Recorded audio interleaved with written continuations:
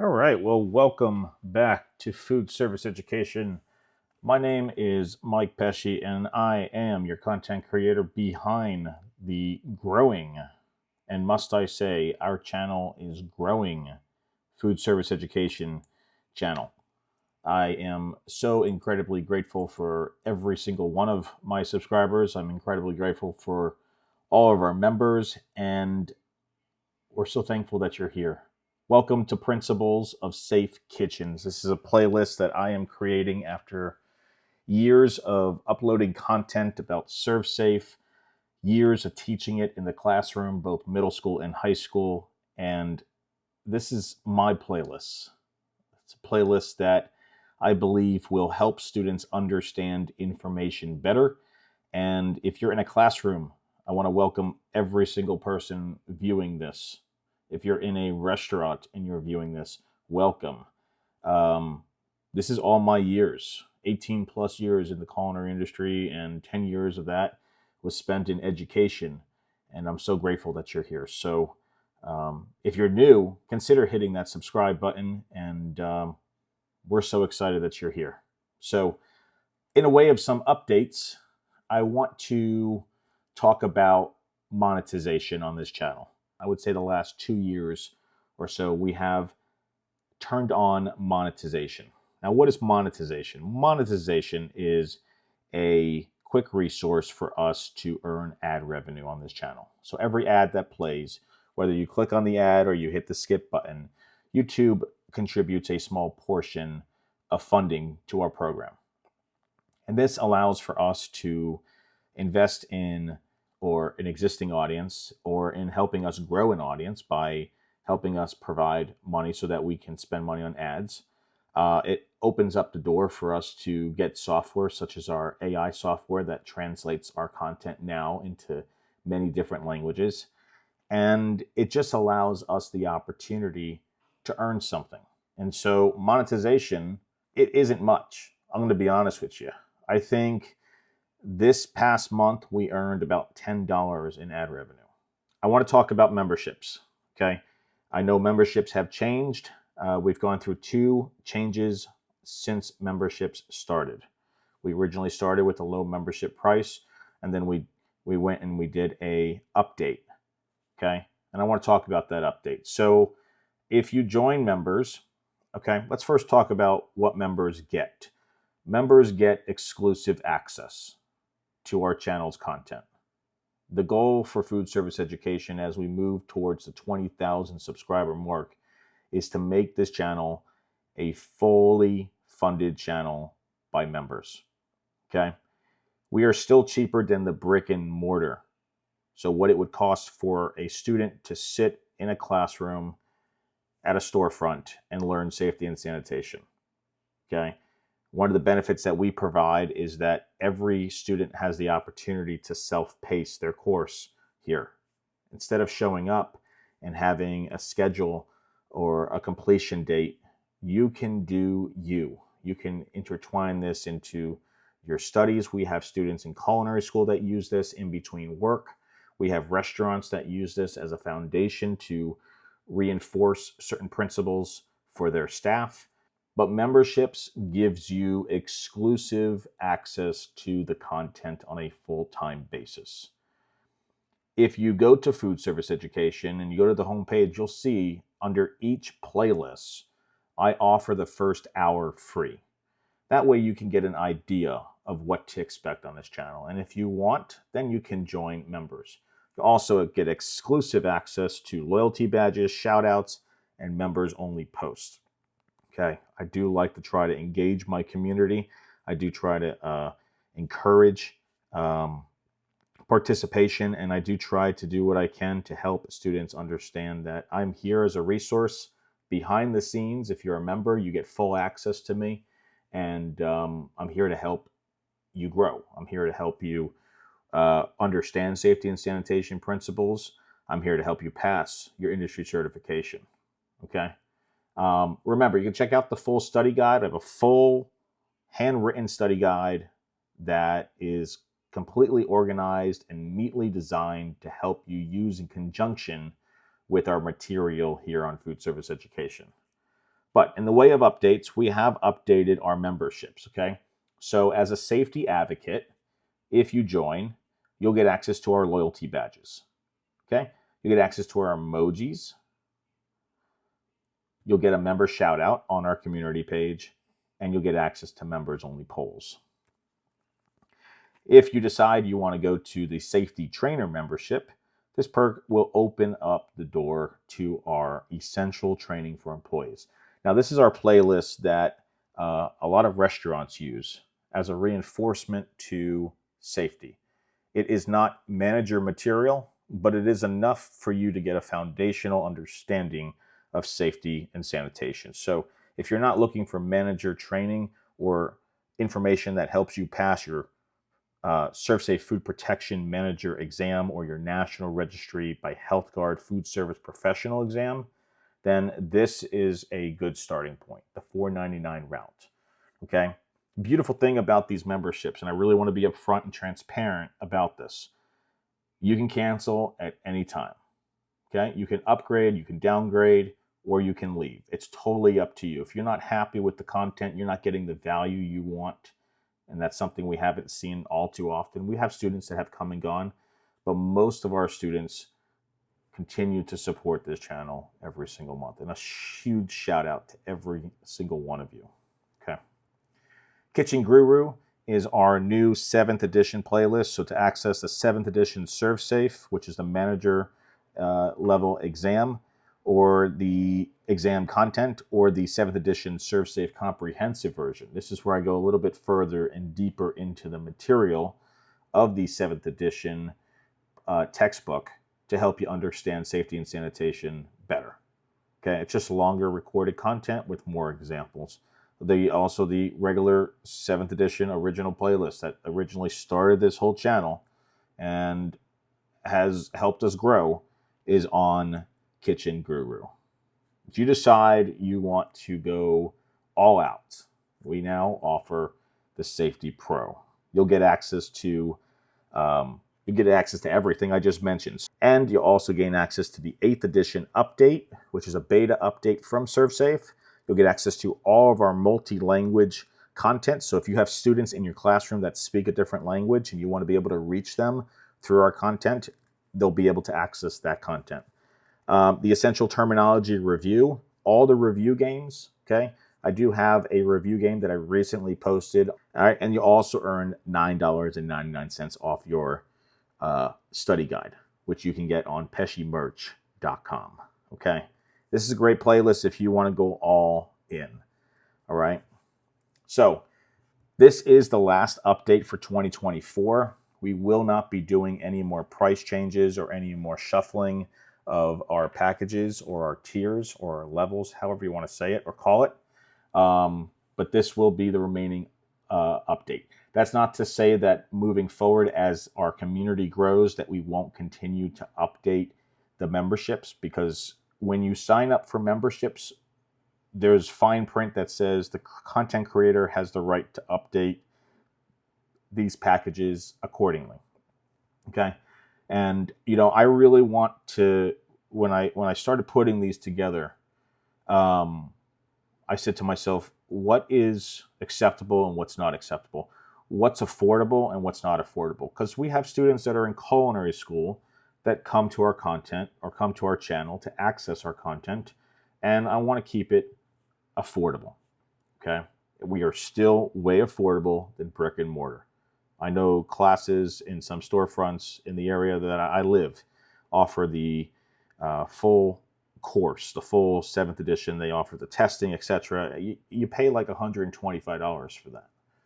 So if you don't want to go sit in a classroom with a bunch of students and sit there for a long period of time and you want a more self-paced option, then this is the place for you. This is the channel, okay? Our new initiative on membership starts today. We rolled out a new initiative starting today. If you join the 7th edition, so if you join Kitchen Guru at the $7.99 or higher, for every new member, we will turn off monetization on a video. We have 168 videos, a lot of content, okay? So for every new member we get, we will turn off monetization. What does that mean? That means that now when you become a member at $7.99 or higher, you'll be able to watch the content all the way through with no interruptions. Okay? And that is our initiative to move towards a community that supports food service education versus YouTube that supports us through ad revenue. All right, so let's talk about an objective, right? We start every lesson off with an objective so you guys understand exactly what this video is about, okay? By the end of this lesson, students will understand the concept of time and temperature abuse. They'll recognize the temperature danger zone is 41 to 135 and identify the risks associated with leaving food in this zone.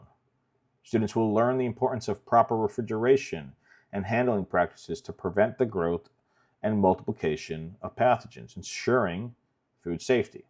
Now, I want to pause for a second because depending on where you are in the country and where you are in the states, okay, 41 to 135 might not be your ranges. I've seen it at 40 to 140. I've seen it at 41 to 140. Okay, check with your local and state health regulatory. Your health inspector will be able to tell you exactly what that temperature danger zone range is. So don't just go based off of what you see or learn from this. Okay, but on ServSafe, you need to know that it's 41 to 135. Because on the test, everything will be based off of that range. So what is time temperature? Okay, it is part of a bigger acronym. I'm not going to get too much into that acronym. But it is the two things in that acronym. The acronym is FATTOM, okay? TT, time and temperature. The two things that we can control the most, okay? What is time temperature abuse? Here's the definition. Food suffers time temperature abuse when it remains too long at temperatures that promote the growth for pathogens. Put it simply, leaving food on the counter and forgetting it. Leaving food, whether raw or cooked, on the counter for a long period of time allows for that food to reach a certain temperature where it promotes the growth of bacteria. Okay, so the risk is time temperature abuse can lead to foodborne illnesses. Causes: leaving food out at room temperature for extended periods of time, not refrigerating food properly, not properly holding your refrigerators at proper temperatures, improper refrigeration and freezer temperatures, okay? Proper handling and storage are crucial to prevent time temperature abuse. Quite simple.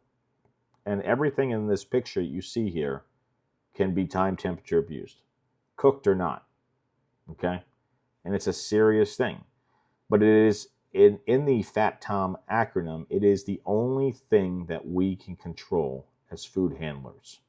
Whether you're a food handler or a food manager, we can control how long food sits in that zone. All right, let's talk about examples of time temperature abuse. All right, so I have some examples here on the screen, okay? Leaving food out for too long. I'm going to give you examples in just a second of what those are. Improper cooling of cooked food, inadequate refrigeration, thawing food incorrectly, hot holding issues, cooling large batches of food, not reheating food properly, okay? So what are examples of leaving food out for too long? Let's just say that we're at a buffet event, okay?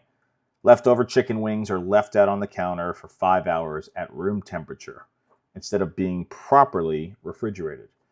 What this does is it allows the bacteria to multiply to unsafe levels. That's exactly time temperature abuse. Let's talk about improper cooling of cooked food. We're going to talk about that. Actually, I'm going to skip over this one because we're going to talk about that in an upcoming slide. Okay? And how we can properly cool food. Inadequate refrigeration. This is a huge one. In the classroom I taught at, I don't know how it is for where you are, whether you're a student or a teacher watching this, or you're both. But when I taught in our classroom, we had a sensor in our refrigerator that would go off if it lost temperature, telling us something was wrong with the unit. Okay. I know by health inspection code, you are supposed to have thermometers inside your refrigeration and freezers, both towards the back and towards the front, because food that gets stored to the back is usually colder than food that gets stored towards the front. Okay. A malfunctioning refrigerator fails to maintain a temperature below 40 degrees Fahrenheit. As a result, perishable foods like dairy products, meat, and seafood are stored at unsafe temperatures, promoting bacteria growth. Okay. Thawing food incorrectly. What's an example of thawing food incorrectly? This is pretty common sense, but in a society where common sense isn't so common, let me give you an example. Frozen chicken is left to thaw on the kitchen counter overnight instead of being thawed in the refrigerator or under running cold water. Keyword is running. You can't just fill up a container with water and throw your chicken in there and expect it to thaw properly. Okay? You have to have little droplets of water because that helps maintain the temperature of the water. You can thaw it in the microwave. The thing with thawing food in the microwave is it has to be cooked immediately thereafter. Frozen chicken is left however it's being thawed. The outer parts of the chicken reach the temperature danger zone, which we're going to talk about in the upcoming slides. And the remaining inside is frozen. So the outside might be thawed, but the inside might still be stone cold, and therefore now the outside has the potential chances of growing bacteria. Hot holding issues, okay? In a second, I'm going to talk to you in an upcoming slide. Keep hot food hot, cold food cold. Hot food hot above the temperature danger zone, cold food cold below the temperature danger zone. Okay? Soup is prepped and then placed in a hot holding unit that does not maintain a temperature above 140 degrees Fahrenheit. This allows the soup to sit in the temperature danger zone where bacteria will multiply. Think about that next time you go out to dinner and your soup is cold. Could be filled with tons of bacteria. Because remember, we can't see, smell, and taste it. That's what makes bacteria so dangerous. Cooling large batches of food, okay? A restaurant prepares a large batch of pasta sauce. It leaves it to cool on the counter in a large pot. Because it's cooling slowly, the sauce remains at unsafe temperatures for an extended period of time. There again, time temperature abuse. Not reheating food properly. Okay? Not reheating food. So leftover lasagna is taken out of the refrigerator and reheated in a microwave until it is warm on the outside, but it's not thoroughly heated to its proper internal temperature. And I don't want to spend too much time on this, but the proper internal temperature for reheating any food is 165 degrees Fahrenheit. This leaves the parts of the lasagna in the temperature danger zone where bacteria can thrive. So the key thing is keep hot food hot and cold food cold. So what is the temperature danger zone? This is the temperature danger zone. Okay, if we take a look over here, okay, 41 to 135. Anything in between there is where bacteria will grow. And it really starts to grow at ambient room temperature. For most places, that's 70 degrees to 125.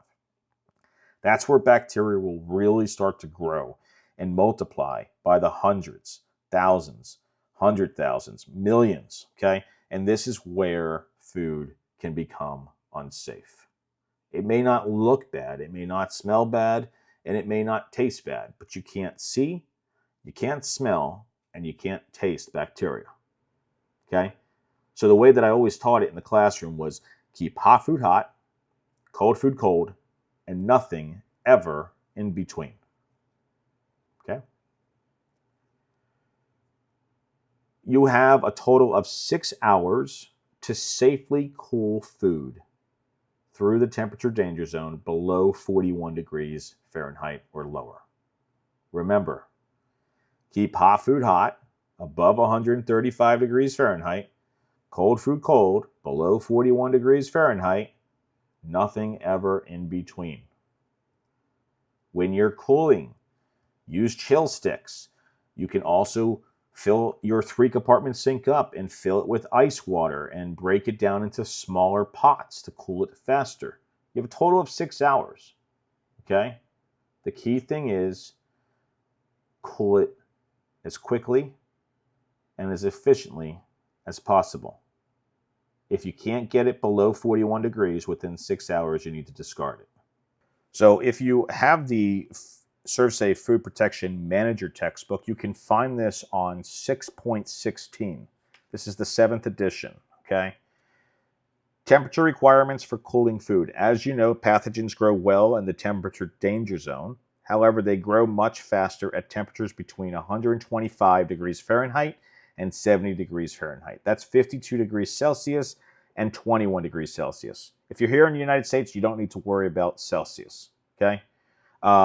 Food must pass through this temperature danger zone range quickly to reduce the growth, okay?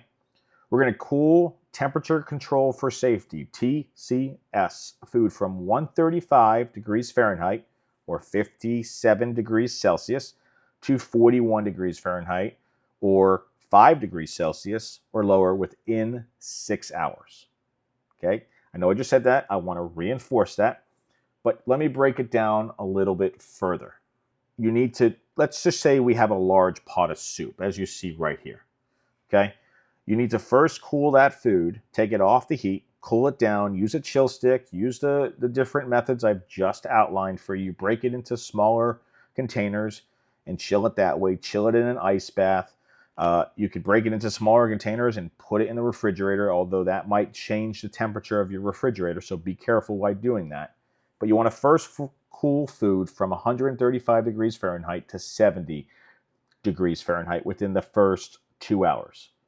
Okay? This is exactly what will be on your test. On your ServSafe Food Protection Manager test, if you're going for the manager level test, this will pop up at some point. So make sure you go back, re-understand the information thoroughly. So we're going to cool the food down from 135 to 70 or 57 degrees Celsius to 21 degrees Celsius within the first 2 hours. Okay, and then we have an additional 4 hours to bring it down from 70 degrees Fahrenheit to 41 degrees Fahrenheit. 21 degrees Celsius, 5 degrees Celsius. Okay, for a total of 6 hours. So make sure that when you do that, you're cooling it quickly below the temperature danger zone. Because if it doesn't, and it sits right here, it will grow bacteria. Make sure you honor the temperature danger zone, or you will get your customer sick.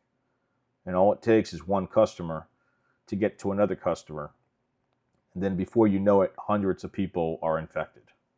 When your restaurant or your operation is at serious risk of closure. How can we avoid the temperature danger zone? Reduce food sizes, okay? Cut food into smaller portions and use shallow containers. Ice water baths, okay? Place hot food in ice water, stirring frequently to help chill it down as quickly as possible to pass through that temperature danger zone into its proper temperature, right? 41 degrees or lower. Ice paddles, those are huge. Not every operation has that, okay? These are just examples. Blast chillers they're freaking expensive, okay? We had one at the high school culinary program that I went to, but they're probably between $5,000 to $10,000. Not everyone has access to a blast chiller, okay? Ice and cold water, add ice, whatever it takes to bring it down to safe measures from 135 to 70 within 2 hours, and then 41 or lower within the next 4 hours, okay? And then proper storage. Store cooled food in the refrigerator at 41 degrees or lower. Be mindful that putting hot food in the refrigerator is only going to increase the internal aspect of that refrigerator. So you might have a 41 degrees Fahrenheit or lower refrigerator, but you put hot soup in there and it could raise it 1 or 2 degrees. And that could put everything else inside that unit at risk. So be careful. And that's it. that is going to be your lesson today on what time temperature abuse is and how to avoid it and how to prevent the spread of bacteria.